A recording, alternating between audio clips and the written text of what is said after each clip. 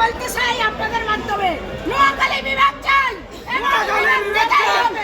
বিভাগ নিয়েই ছাড়বো ইনশাআল্লাহ। অবশ্যই মেনে নিবে, মেনে না নিলে আন্দোলনের মাধ্যমে বাধ্য হবে সরকার। এটা আমরা মনে মনে বিশ্বাস করি। নোয়াখালীরা ভদ্র আবার যখন জাগ্রত হয় তখন কিন্তু ভালোভাবেই যায়, সেটা বুঝতে হবে।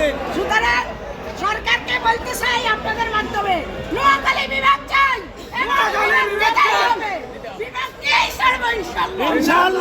আমরা আমাদের দাবি অব্যাহত আন্দোলন অব্যাহত রাখবো এবং রাজপথে থাকবো। বিভাগ দিবেন বাস। কুমিল্লা ফরিদপুরে কিনলে বিভাগ দিতেছেন, আমরা তো হেডাও নিতেছি। ফরিদপুরে কি আছে?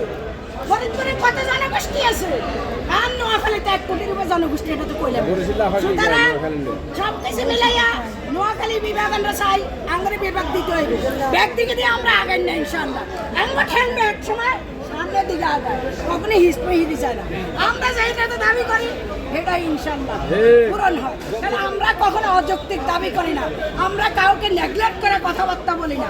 আমাদের কথা ক্লিয়ার, স্বচ্ছ জিনিস স্বচ্ছ দাবি স্বচ্ছ অধিকার। শুধু দাবি না, এটা অঙ্গ অধিকার। নোয়াখালী বিভাগ দেওয়া চাওয়াটা এটা আমাদের অধিকার এবং দিতেই হবে।